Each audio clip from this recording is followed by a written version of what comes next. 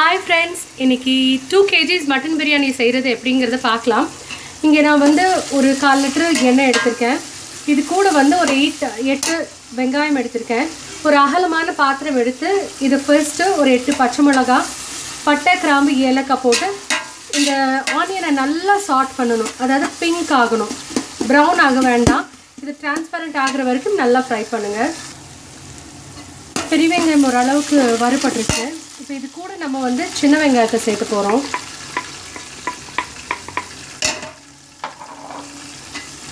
சின்ன வெங்காயத்தை வந்து 1-2 மிக்சியில்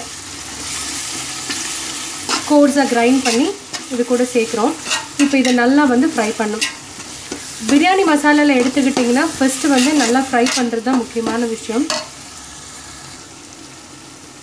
ஆனியன்ஸ் நல்லா ஃப்ரை ஆகிடுச்சு. இப்போ நம்ம வந்து இது கூட வந்து இஞ்சி பூண்டு விழுது சேர்த்து போகிறோம்.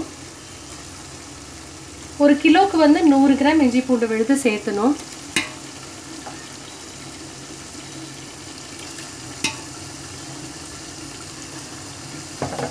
இஞ்சி பூண்டு வாசனை, பச்சை வாசனை நல்லா போகிற வரைக்கும் வதக்கணும்.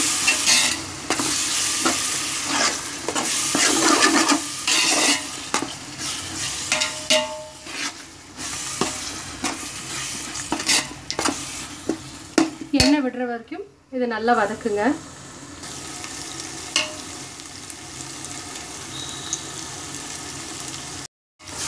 மசாலா நல்லா வறுபட்டு இந்த எண்ணெய் எல்லாம் வெளியில் விட்டுருச்சு. அடுத்ததான் நம்ம இது கூட வந்து தக்காளியை சேர்த்து போகிறோம். தக்காளி பச்சையாக இருந்ததுன்னா ஃப்ளேவர் நல்லா இருக்காது. ஸோ தக்காளியோட எல்லா ஃப்ளேவரும் இதுக்குள்ளே இறங்குற வரைக்கும், தக்காளி நல்லா வறுபடுற வரைக்கும் ஃப்ரை பண்ணணும். இந்த தக்காளி வதங்கிட்டு இருக்கவே வந்து இந்த தண்ணியை நல்லா ஈர்க்கிறதுக்காக அடுத்தது நம்ம இதில் வந்து மிளகாய் தூள் சேர்த்து போகிறோம்.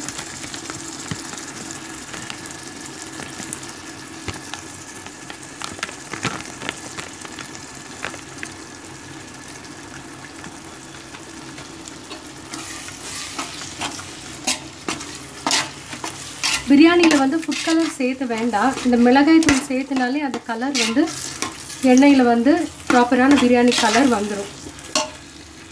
ஸோ அடுத்ததாக நம்ம இது கூட சேர்க்க போகிறோம் பட்டை, கிராம்பு பொடி. பட்டை, கிராம்பு, ஏலக்காய் 3 சேர்த்து நான் பொடி பண்ணி வச்சுருக்கேன்.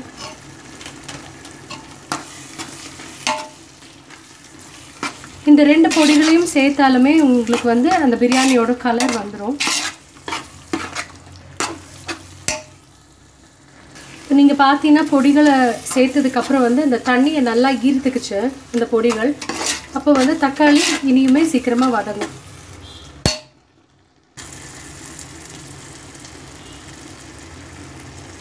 அடுத்த இன்க்ரீடியன்ட் இது கூட நம்ம சேர்க்க போகிறது வந்து புதினா, கொத்தமல்லி தழை.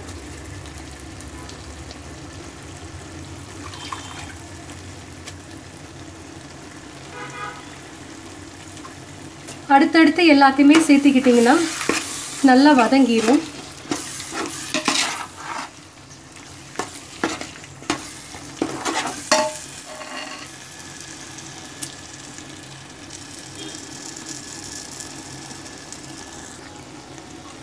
மசாலா நல்லா வதங்கிடுச்சு. அடுத்தது நம்ம இது கூட வந்து தயிர் சேர்க்க போகிறோம்.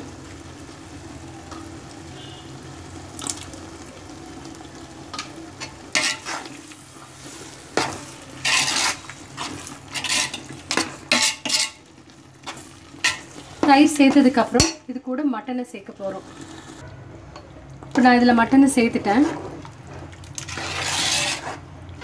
ஸோ இதுக்கான தண்ணி அளவை விட்டு இந்த மட்டனை வந்து நம்ம இந்த மசாலா கூட நல்லா சமைக்க போகிறோம்.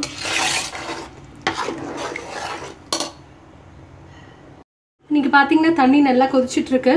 சால்ட்டு டேஸ்ட் பண்ணிக்கோங்க. அதுக்கப்புறம் வந்து அரிசியை வந்து ஒரு 1/2 மணி நேரம் ஊற வச்சு நம்ம இப்போ அரிசியை சேர்க்க போகிறோம். இது கூட அரிசி ஆட் பண்ணியாச்சு. இங்கே கொஞ்சம் வந்து கீழே அடி பிடிக்காமல் பார்த்துக்கணும்.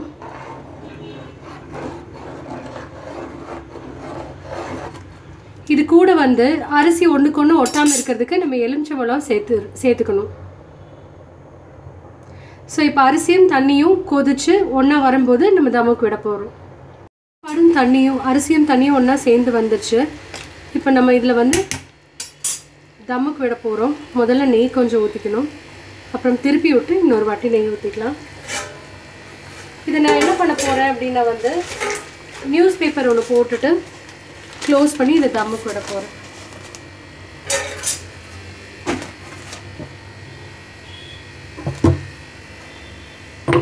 இது வந்து கிட்டத்தட்ட ஒரு 20-25 நிமிஷம் தம்மில் இருந்தால் சூடான பிரியாணி ரெடி. தம்முக்கு வச்ச பிரியாணி ஓப்பன் பண்ணி பார்க்கலாம். பார்த்தீங்கன்னா வந்து மேலால் அரிசி இருக்கும்.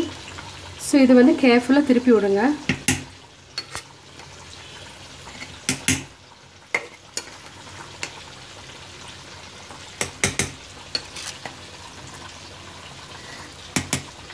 திருப்பி விட்டு இனி ஒரு 10 நிமிஷம் தம்மில் வச்சிங்கன்னா சூடான பிரியாணி ரெடி.